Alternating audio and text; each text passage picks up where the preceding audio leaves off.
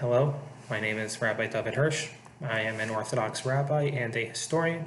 I hold rabbinical ordination from Yeshivas Or HaChaim in Queens, New York. I also hold a master's degree in history from Queens College CUNY. I am a member of the Society for Military History, and I have presented a paper at one of their conferences before. And I have been involved with IAJGS in the past, and I have done work with some members in the past. I have attended a conference in the past. This conference, which is virtual, was originally supposed to be in Philadelphia, and I was originally intending to present a presentation on Jews on the American Revolution and discussing how their Jewish identity played a role during the American Revolution, and discussing their role of their Jewish identity being Philadelphia and considered the birthplace of America. The Declaration of Independence was signed. However, I'll be doing this virtually. As we all know, the situation has changed. Now, early America was a very, very unique place for American Jews. And I further apologize that I don't have my slideshow with me speaking, which I was intending to do in person. I had some logistics issues with doing the recording with the slides, and I'm just going to be talking directly to you. Now, Jews first come to America in 1654. Technically, there had been some Jews who had stepped upon the shores of the United States before, not including Anusim/conversos, the hidden Jews who had come over during the Spanish period, such as already in the 1500s, there was the first auto de fe in Mexico.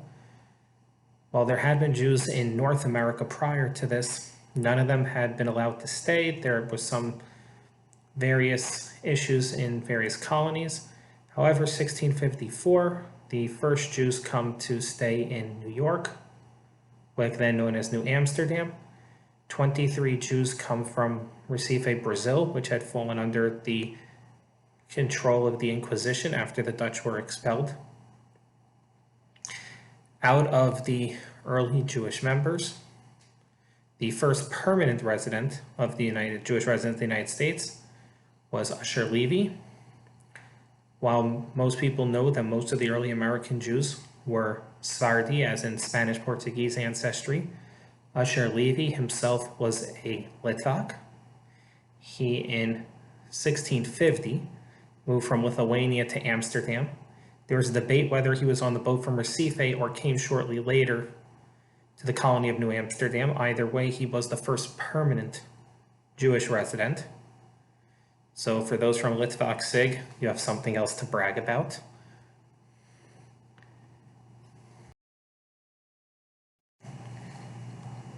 Usher Levy additionally has the honor of being the first Jew to serve in a militia in North America, a predecessor to the military service we will see during the American Revolution. He had to sue for his right, but he won it. However, after Usher Levy, the vast majority of the early Jewish settlers in America were Sephardi. We see names such as De Rivera, Salvador, Gomez. There was a famous Levy family that was also Sephardi. We do see some Ashkenazi names like the Sheftals, but it is, after that, predominantly the Spanish-Portuguese community. Out of those who came, both Ashkenaz and Sfard, there were some who came seeking new opportunities in a new world. Others were people from well-to-do merchant families looking to seek out new opportunities for making money on behalf of their extended family business, extending their family's lines of business into the new world. Because most of the affluent people were Sephardim, they founded most of the early shuls in America, and because of that, the early synagogues tended to follow the Spanish-Portuguese rite.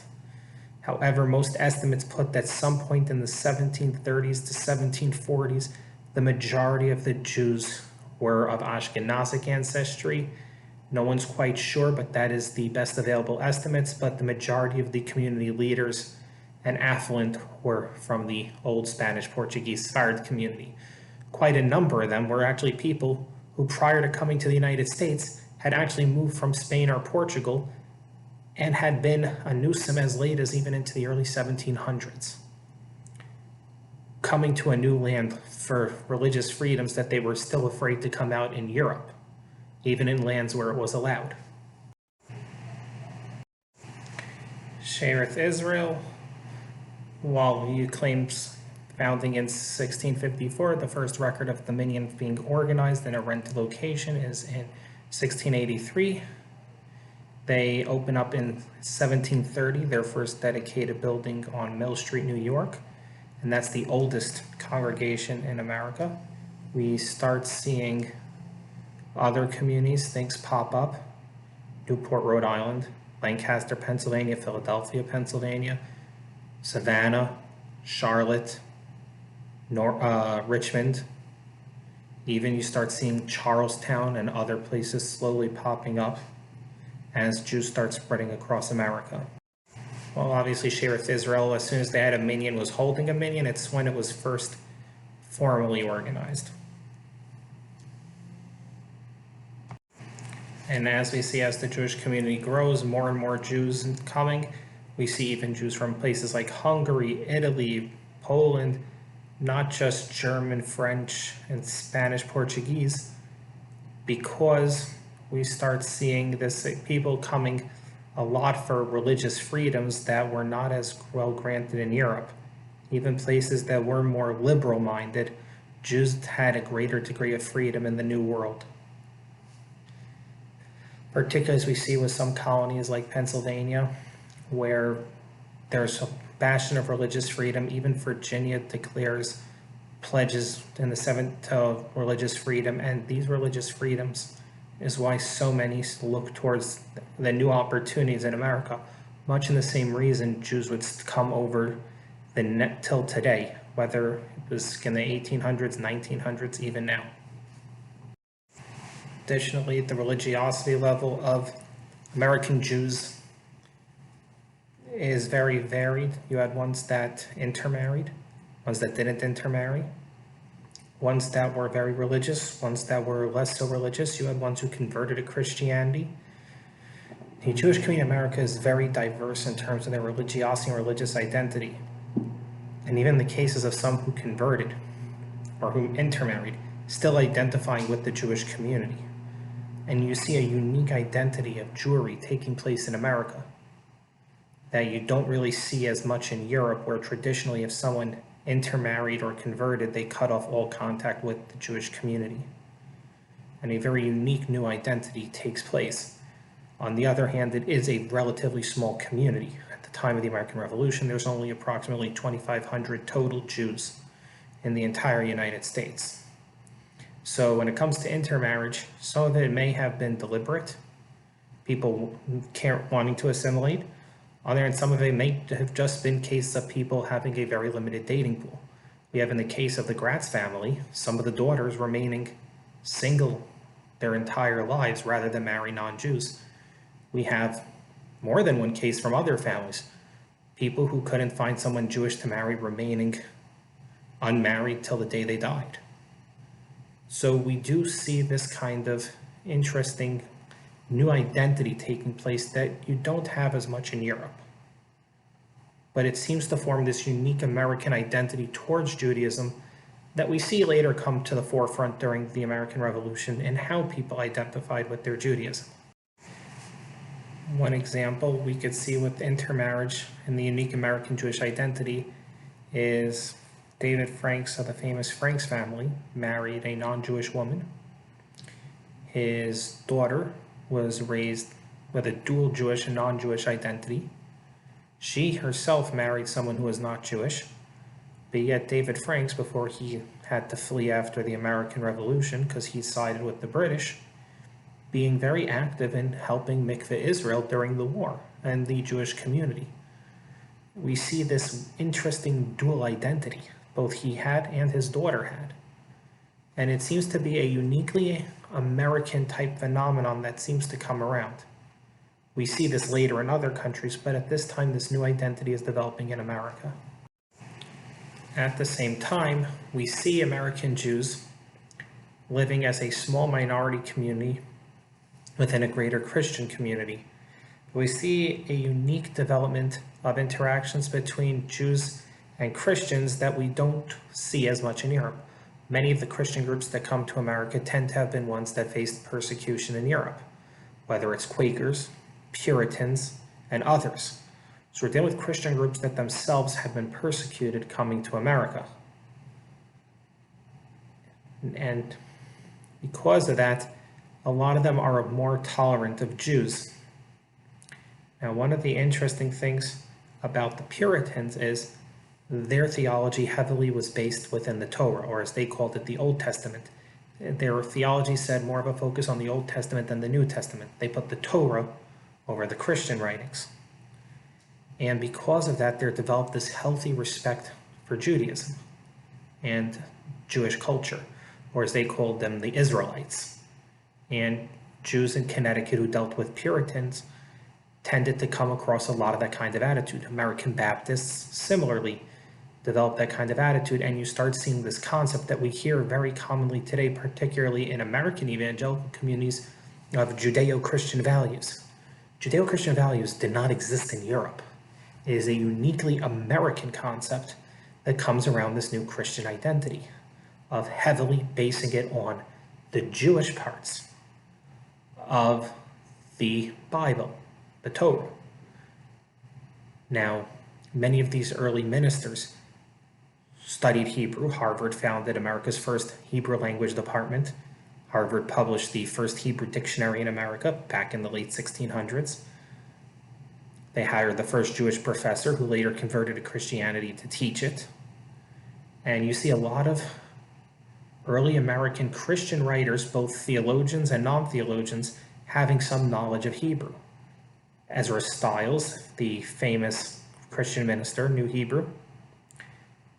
Several of our founding fathers, like Benjamin Franklin, knew Hebrew because of that uniquely Jewish type influence within early American Christendom.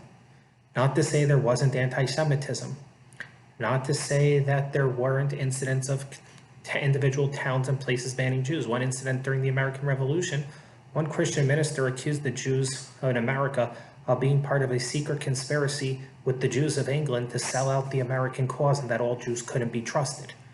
You have in a case of loyalists in the South claiming that the Jews couldn't be trusted because they're all killers of Christ. You actually see in one of the incidents, loyalists accusing Jews of being distrustful because they killed Christ and that they should be worried about what's coming to them for betraying both their king and Jesus. You see that there's not anti-Semitism, but there is a uniquely American attitude towards Jews, which is the basis of modern-day evangelical Judeo-Christian concept and Christian Zionism and other things. So because of that, there tends to be a friendlier relationship between Jews and Christians in early America, something that's not seen in Europe, rather something that comes to Europe later due to American missionary influences in the 1800s. And in fact, we see several of the early American legal codes, like the Connecticut Legal Code of 1750, specifically derives itself, as it calls it, from the laws of Moses. Massachusetts colonial law. We start seeing this great influence of stuff from Hamishe Homshe, the 5 books of Moses, playing a critical role in development of early American legal thought, taking the basis of the British common law system but infusing it with a lot of Jewish, Christian writings from the Torah that both Jews and Christians hold sacred. And there's that strong additional influence on the overall culture and society that too plays a role in both Jewish-Christian relations, as well as how the Jews in America developed a unique identity during the Revolutionary War period, as many of these things take a strong place in the forefront.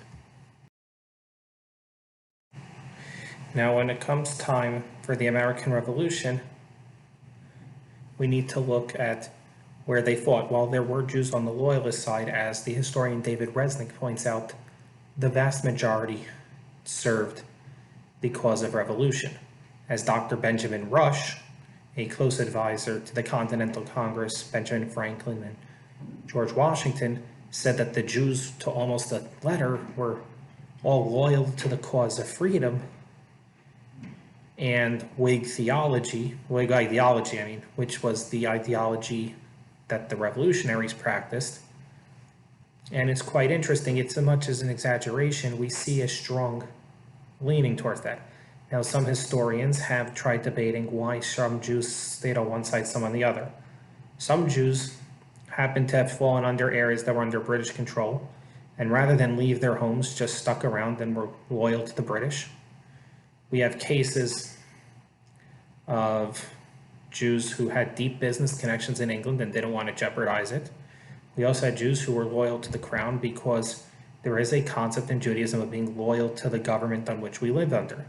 Those who part of the revolution argued that their government was the colony and that the distant king wasn't their real ruler, but others said the king was. As we see, Jews traditionally have been very, very loyal to regimes they live under, even ones that are highly persecutory of Jews, which the British crown was not. Jews may have not been able to hold public office in England or serve into other high positions, but there was no persecution, there was religious freedom.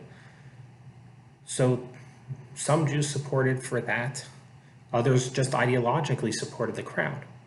However, many Jews supported the American Revolution because Jews historically were persecuted, and they're seeing this new opportunity for more freedom, more liberty, a new experiment, something that never happened before.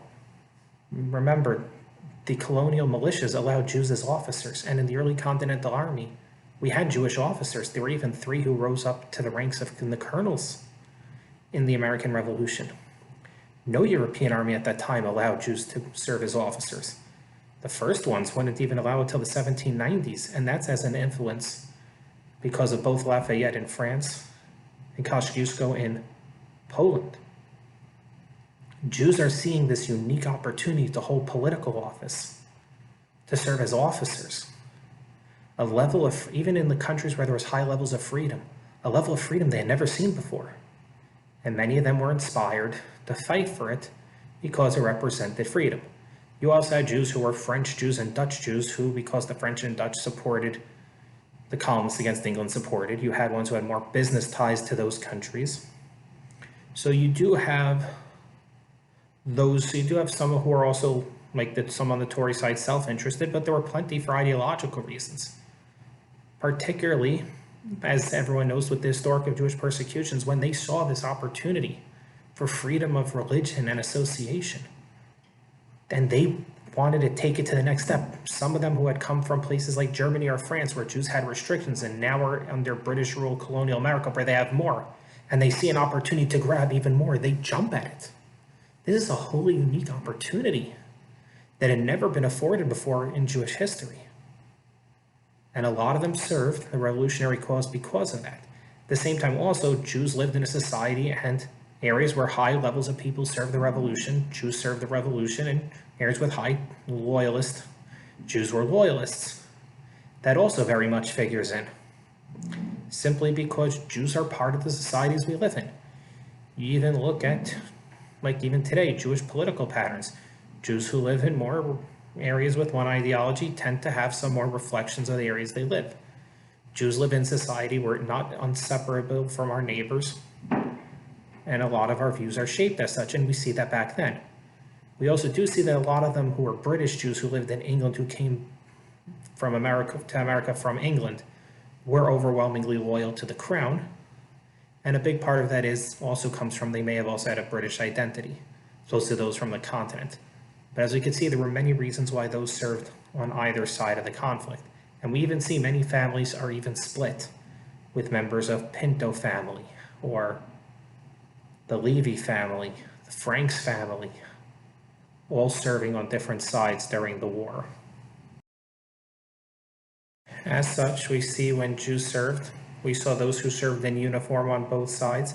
We also see Jews like Chaim Solomon and Philip Minnis and others who served in giving financial support and loaning money to the revolution. And Chaim Salman, as everyone knows, is the most famous of all of those who gave money, but Jews who weren't able to serve helped their side. Some who loaned money to the British, some who loaned money to the colonists. Same thing with those who fought. And we see this kind of interaction on both sides, based on people able to serve according to their abilities and needs. What is even more is when we look at those who served in uniform. Based on that, there were just 2,500 Jews in the entire United States at the time. 4% of all Jews served in uniform.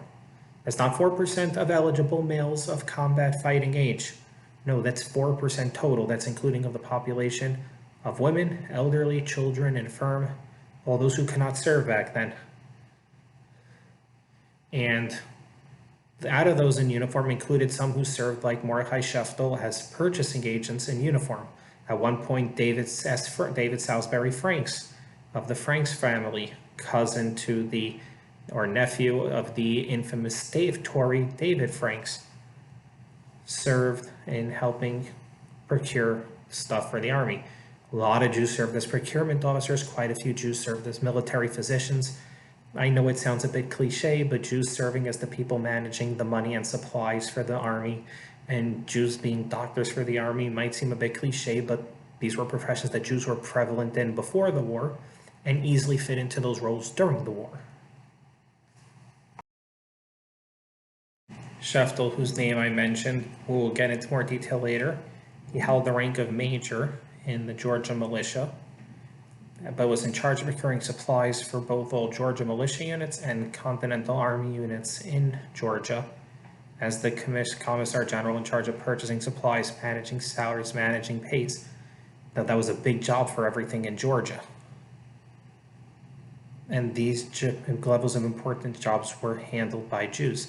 While Jews in Europe had been involved in the finance end of European wars, never in uniform and never to this degree.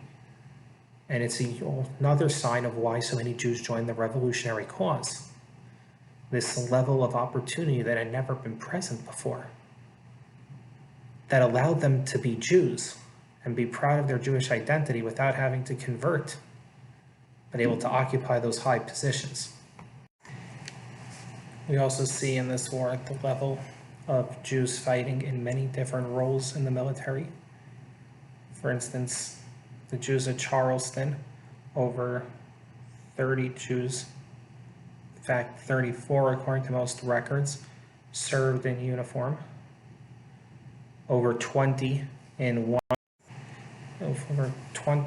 one company under Captain Lushington, that even though it had approximately 200 men, because approximately 10% were Jewish, it earned the nickname the Jews Company. And we see Jews dying in defense of Charleston, Jews participating in many major battles, while Pennsylvania had the most Jews in total serving in the militia, in the army, particularly those who had fled New York when it fell under British rule and occupation. We have a lot of records from South Carolina and seeing how they fought.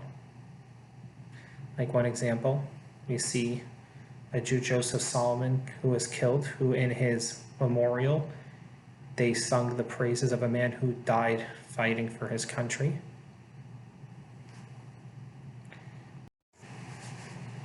We also see later General Benjamin Lincoln, one of the top colonial generals in the South, mentioned more than once about Jews who served under his command and the service they provided. We even have a case of a Jewish woman being killed during the siege of Savannah by an errant cannonball, refusing to leave the city during the siege, which women were allowed to do, choosing to stay behind.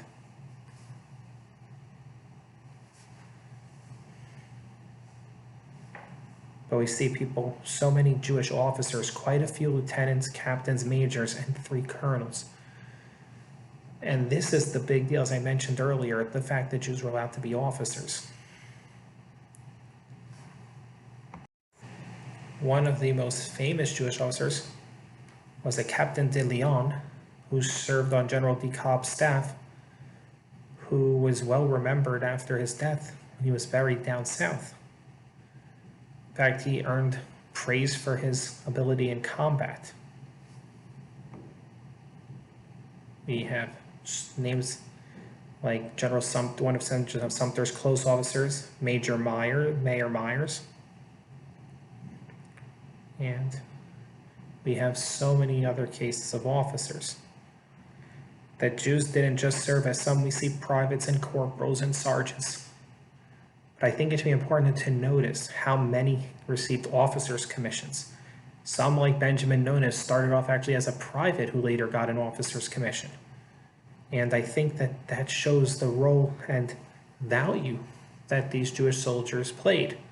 And as we see, many of them in their own writings or in the writings of their contemporaries, they're very much identified as Jewish.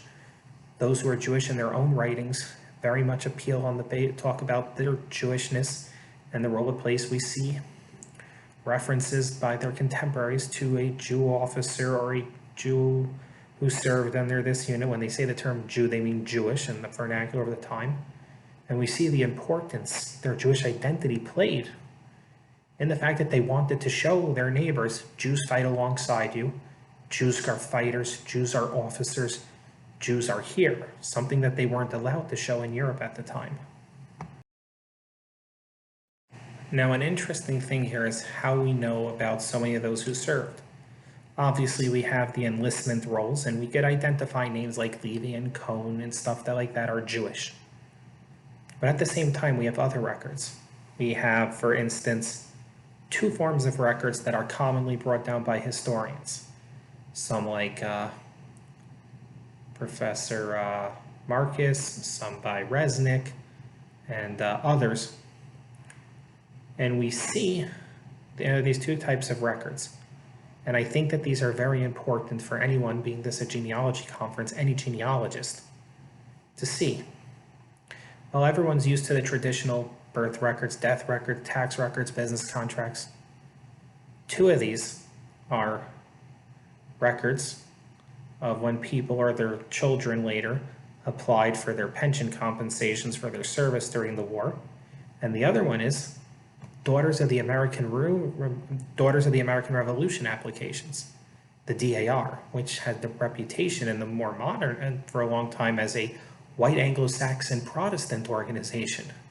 Yet we have cases of descendants of Jewish soldiers applying for membership.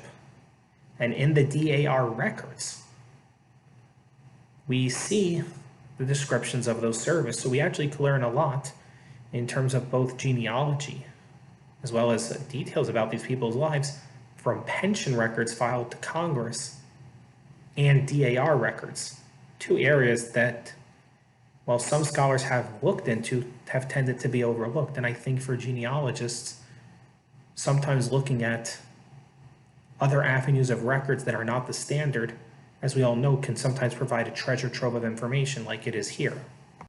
One example is the story of Mordecai Abrams. Served in a Virginia militia that was entirely of people of German origin, and he was a German Jew. Two of his descendants, Lily Abrams and Ida Cobb, applied for his membership, their membership to the DAR on the basis of his service. This was approximately 100 years later. So we have, for instance, that DAR record and their filings there. Also, another case in the pensions records. For instance, one example from pension records is Captain Jacob Cohn of the cavalry, who died in 1798. His son William tried to get his pension for the family years later. William Cohen managed to get a letter for submission to Congress, a letter from General Lafayette, where Lafayette said that he remembered serving alongside a Captain Cohen, who is a cavalry officer in Virginia. However, Congress rejected the pension, citing that Captain Cohen had served with the Virginia militia and Virginia had to pay the pension, not Congress. However, Virginia awarded the family over 4,000 acres of land as compensation. But we've learned quite a bit from this one record. These are just two examples that have been brought by those other authors.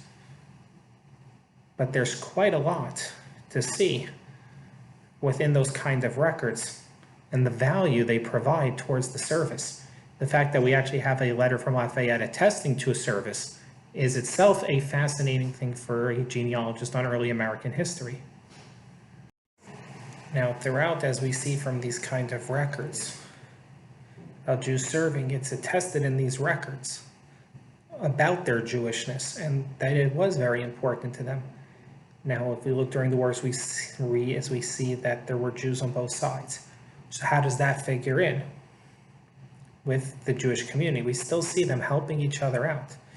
In one case, when a member of Shearith Israel in New York, who was a loyalist, wanted to get married, even though Chazan Cohen had come down from Montreal to run the community, however, he wanted Chazan Sheshes, and Gershon Mendes Sheshes was smuggled into New York at risk to himself being called a traitor and being by the Continental side and being arrested by the British, to a wedding where everyone in the Jewish community could have been arrested by the British for treason for having Sheshes there, but yet hosting that wedding and officiating it to show the Jewish community was there. And post-war, when many Jews who were loyalists had property seized or were expelled, other Jews tried to testify on their behalf to get them to stay. We still see this very much looking out for each other during the war and after, which does reflect heavily on the Jewish identity and the sense of community that it came with. And even we see, in addition to that, more new Jews coming. Quite a number of Jewish merchants came in with the German mercenary forces, more commonly known as Hessians. Someone like Avraham Bakrag Zervag, who is known as Abraham of Wag, Alexander Zunz, and others. They were brought in to serve as procurement officers and paymasters for the mercenaries. The Germans used Jews for those roles. And a lot of them after the war ended up, despite the fact they had served the other side, staying in America and marrying in with the Jewish community, some of them becoming some of its most prominent leaders post-war. So we even see this new Jewish community coming in of Jews from Germany because of the war, and many of them bringing their extended families later. So we actually see the war helps even build up the Jewish community. And because that the German Jews who moved in that period during the war were also very much into their Jewish identity, as we see some of them, specifically looking only to marry Jews, and they actually had a little bit of a lower assimilation rate. We see Jews from Frankfurt on Oder and other places coming in because of that, and they're being a little bit more religious, a bit of a religious infusion into American Jewish life as a result of this. During this part of the war, we have Jews who served the revolution, Jews who are loyalists, Jews coming in with the Hessians. We even have the case of Jews coming down from Canada to serve on the revolutionary side. And we have this very interesting, unique community that everyone seems to still be in contact with each other, and even when they're on opposite sides, still identifying as one community. Even the ones who were more assimilated and intermarried still sticking with the Jewish community and the community identity, showing how important their Jewish identity was to them during the war and as part of them fighting during the war. I'm going to now go into several families and specific cases. Unfortunately, I was going to go extensively into both the Pinto families as well as Captain Nones. The problem is a lot of the information I needed was in certain archives, and I didn't have access to it. There were certain other records I wanted to get access to for some of the others. And once again, some archives aren't open or opened up too late for me to be able to use them in this. Some archives still aren't open, and I deeply apologize for that. I was hoping that by this point they would be more open. Fortunately, these are things that can't be predicted with something as unpredictable as COVID-19. Going to do a lot on the Pinto family. There were members who served on both sides, members who intermarried and not. Unfortunately, I don't have enough to go on for that, as it was on my original outline sheet. So I'm going to pass on them for now, other than mentioning a member of the Pinto family did create and write the first American sitter, which was a English and Hebrew dual sitter of the Spanish-Portuguese rite, Isaac Pinto. And the Pinto, it was very important publishing in America. There were those who fought on both sides, but there isn't much to go on. And I'm sorry about that. So now to move on to the next family. Now, one of the most key and important Jews during the American Revolution is Mordechai Sheftel, but we have to go back to his family coming to America. Benjamin Sheftel, in 1733, was one of some of a large group of settlers who got original land grants. He had two sons, Levi and Mordechai. Benjamin Sheftel helped bring many Jews into Georgia. He was actually an abolitionist, surprisingly, at that time in Georgia. Helped found the Jewish community in Savannah. He built the Jewish cemetery there. And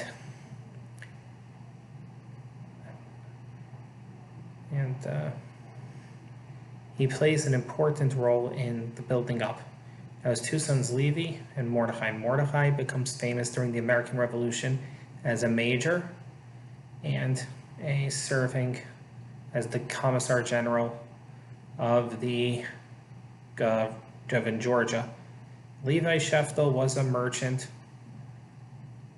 While originally supported the revolutionary cause pre-Declaration of Independence, including supporting the various bands and stuff, Levi, however, kind of stays on the fence, and during the British occupation of Savannah, chooses not to leave.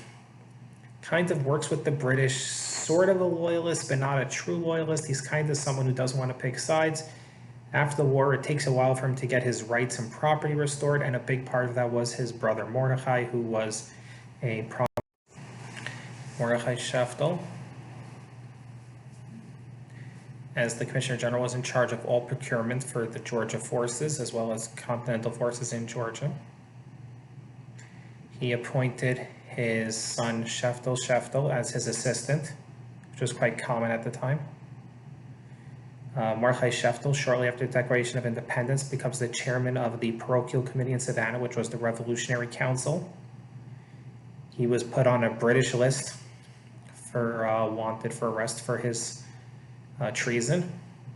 He ran as the chairman until 1778, when he was captured by the British, in charge of all revolutionary activities in Georgia. He chaired that committee, which I think is quite impressive considering some of the incidents we see in the 1900s in Georgia about Georgia's origins with Jews. The Sheftels were Prussian Jews, Ashkenazim, and particularly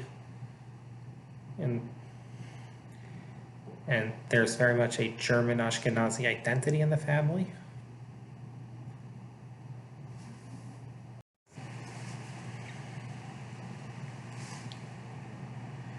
The Sheftels are very prominent in Georgia's society, not just being Jewish, but because of that, Mordechai is able to achieve so much for both the Jewish community, and is also very proud of his identity and very proud of his Judaism.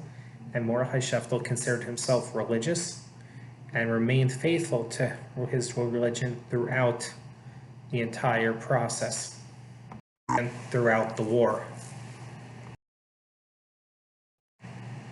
In fact, one of the Jewish societies down in Georgia actually has a copy of his original letter from the Continental Congress authorizing Mordechai Sheftel as the agent for purchasing in the South, which is quite impressive that they were at that time the level of trust they placed within a Jew, not just as an officer, but in charge of procurement, supplies, pay for the whole region, both the state and continental forces. As we said earlier, a big part of the reason why many Jews wanted to serve was the opportunities for freedoms.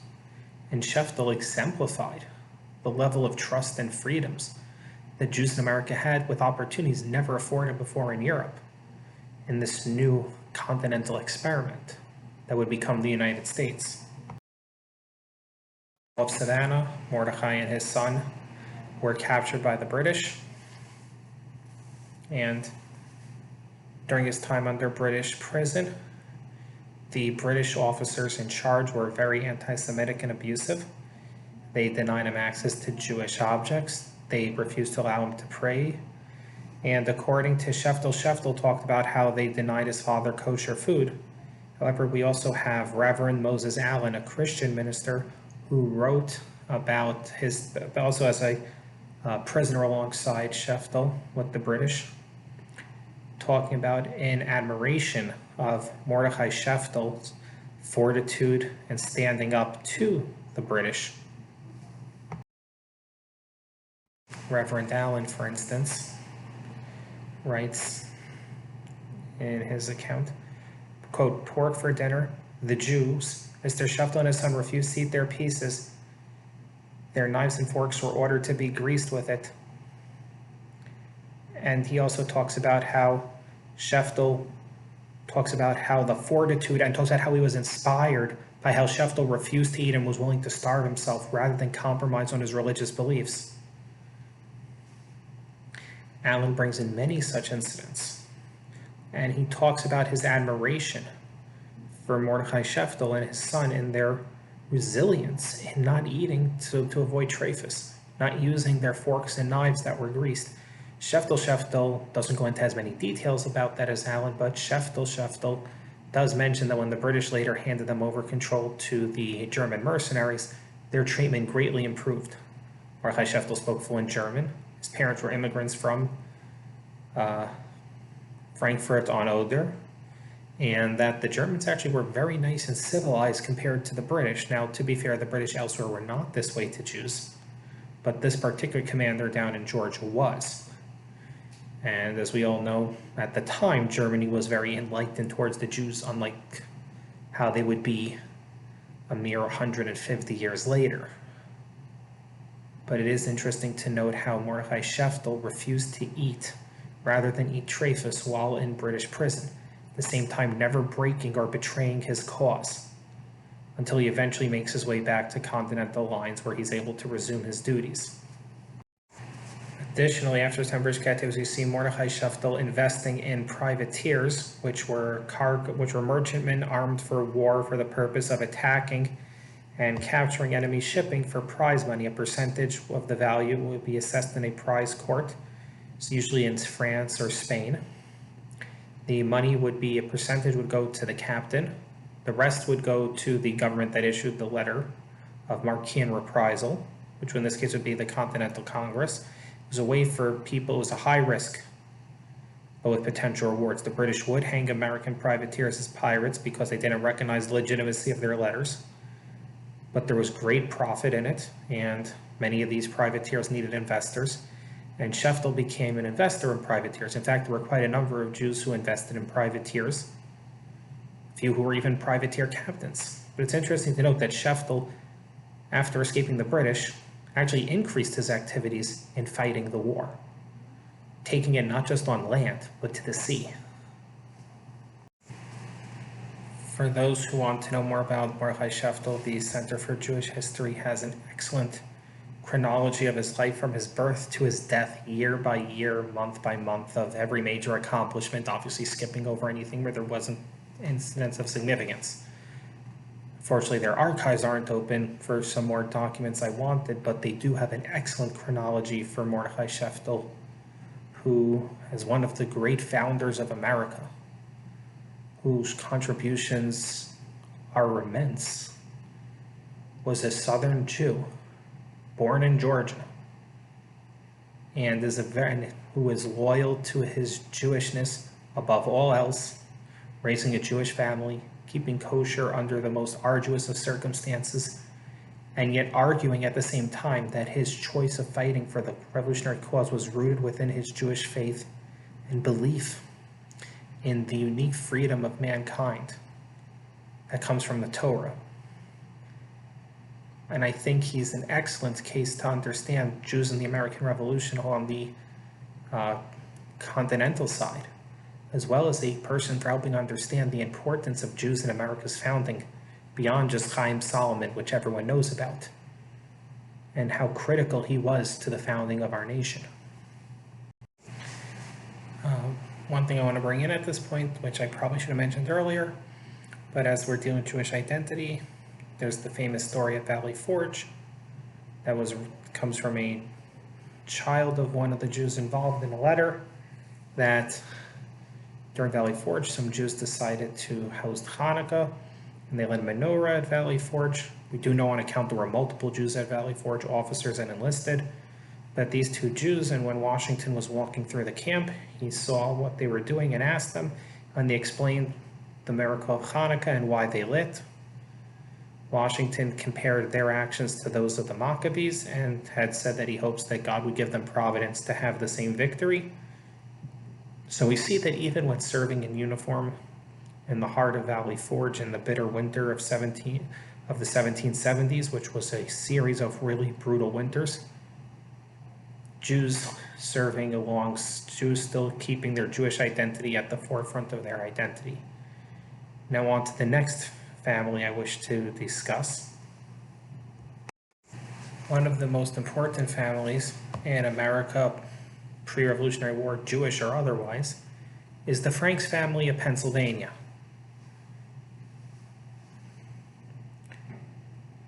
They play a role in both the Loyalist side and the Continental side.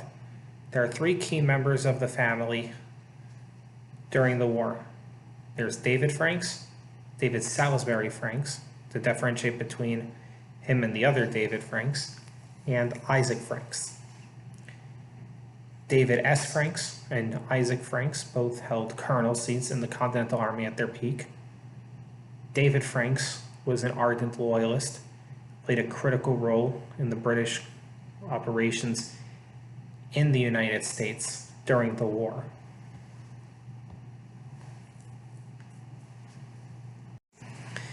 David Franks was a loyalist to the crown who later after the war would flee the country. David, son of Jacob Franks. Originally his position was during the war, happened to have been serving as a prison commissioner handling the affairs of British prisoners by the Continental Army. So the job had to be approved by both sides, in which case he handled those affairs. This is before he made his full public loyalties to the crown by taking this kind of job. Prior to the war, he did sign the non-importation protests and other against British policies, but when it came down to the war, his loyalties were firmly with the crown. It's interesting, this David Franks happened to have been married to a non-Jew, and his daughter Rebecca married a British lieutenant colonel who later became a general, who was known as one of the most famous socialites of Philadelphia. But David Franks worked with the British prisoners that had been captured by the Continental Army and served loyally for the British during the British occupation of Philadelphia. And when the Continental Army retook back Philadelphia, he left with the British Army. But he held events for the British Army, helped loan money to the British Army, helped the British raise and organize their various affairs during the war. But it's quite interesting that his daughter Rebecca, who I mentioned earlier, who was raised Christian and had a Christian mother, still identified with the Jewish people. As in a incident as late as 1816, she still identified as Jewish, which is quite interestingly that despite that kind of upbringing and marriage, still identified with the Jewish community as dual Christian and Jewish.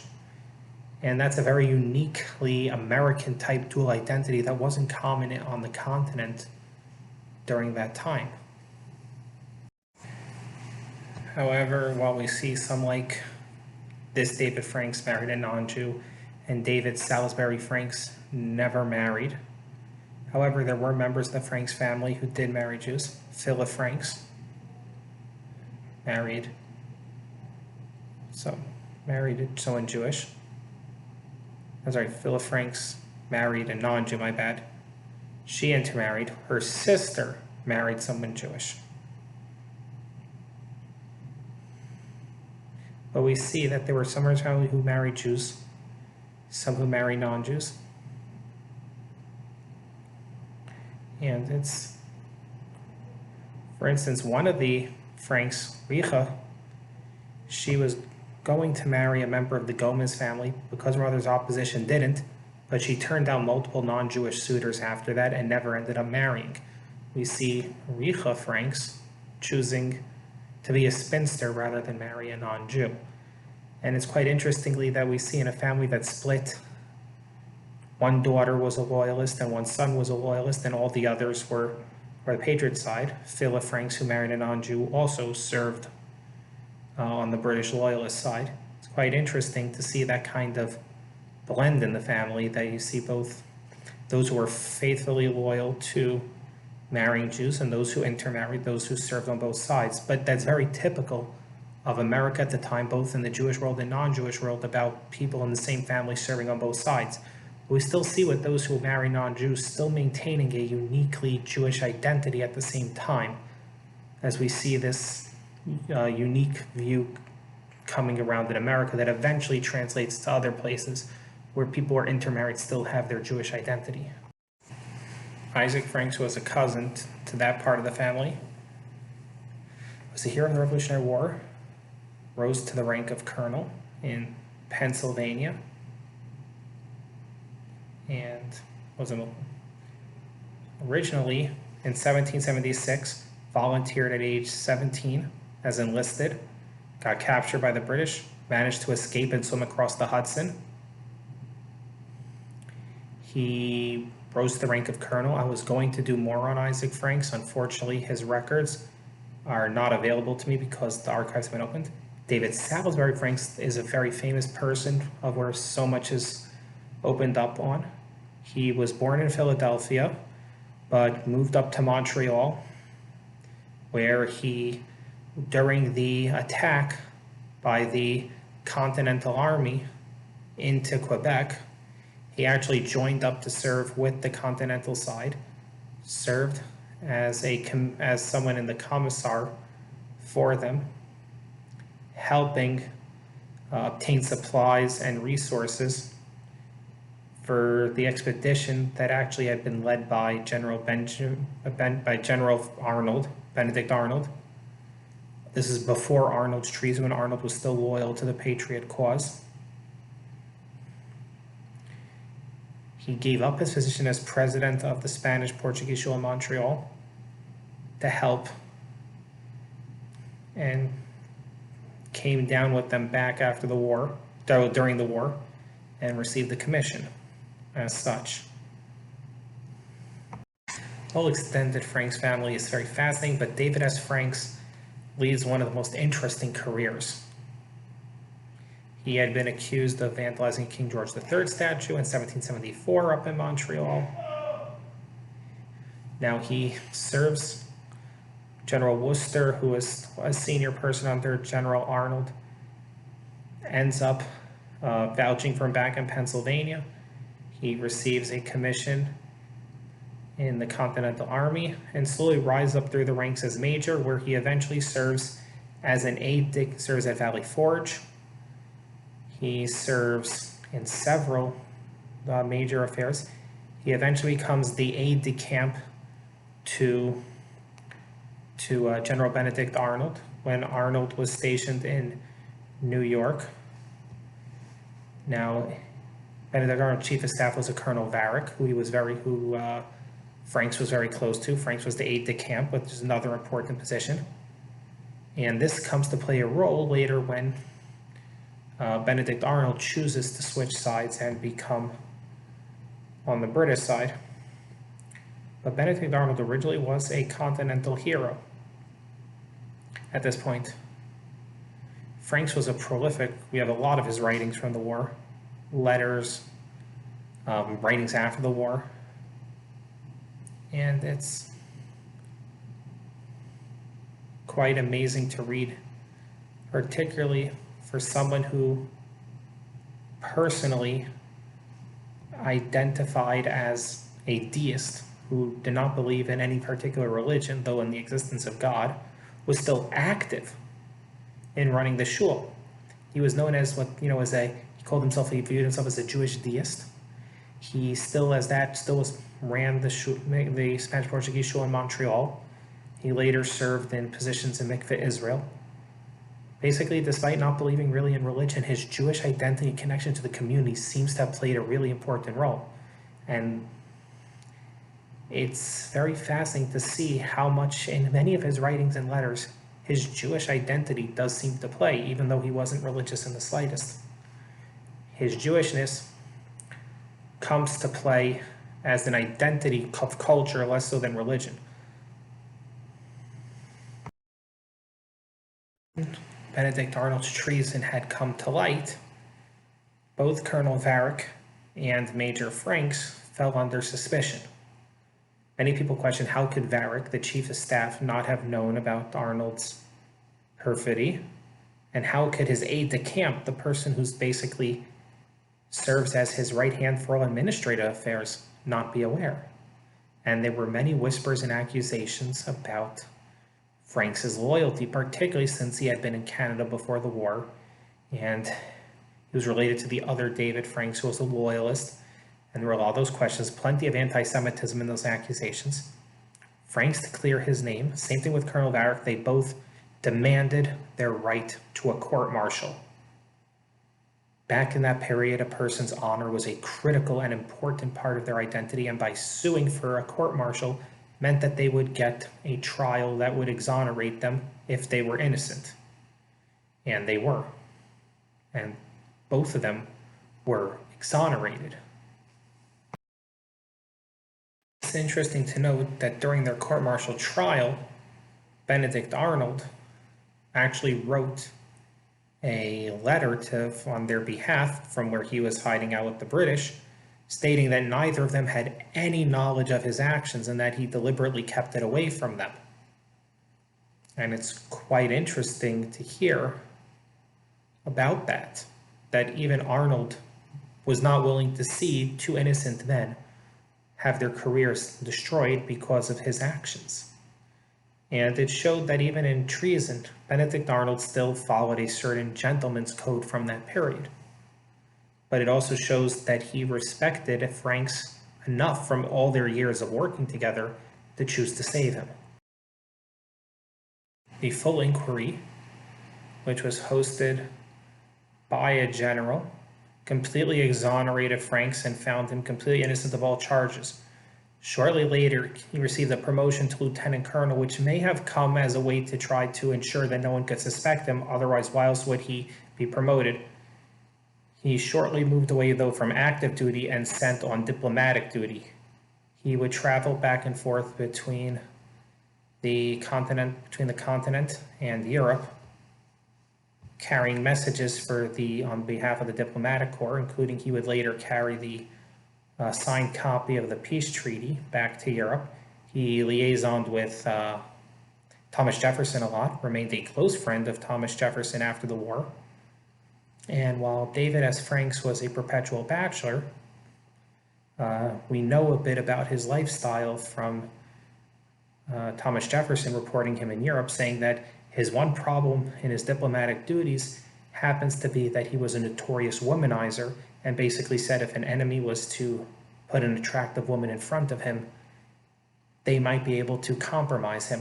Jefferson had no questions about Franks' loyalty, just his reputation as a womanizer and his personal activities while hanging around the courts of Europe. But because he separates himself from Jewish, when he dies in the yellow fever epidemic of 1793, he ends up being buried in a Christian cemetery. And it's quite interesting. And Christ Church Burial Yard in Philadelphia is where he's buried. But the fact is that even in that, he still felt his Jewish identity was important to him. We also see the level of importance they trusted him with after his exoneration.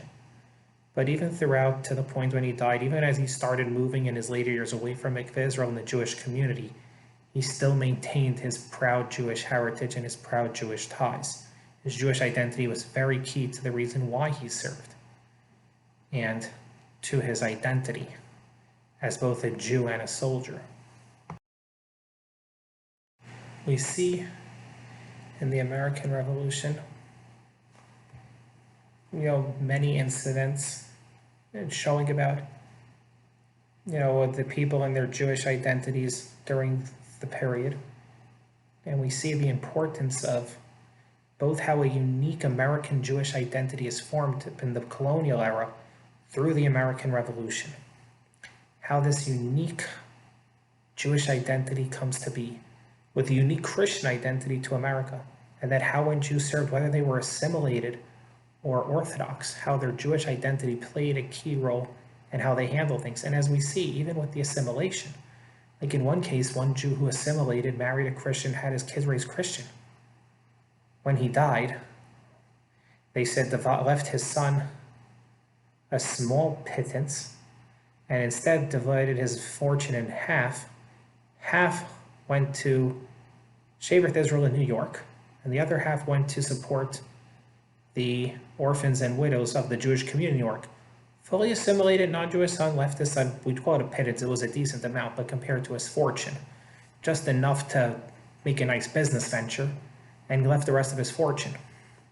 Or in even one case, we have a case of a non-Jewish woman converting to Judaism and marrying into the Jewish community. The fact that in Philadelphia, in the 1700s, pre-Revolutionary War, we even had a case of a non-Jew converting in America.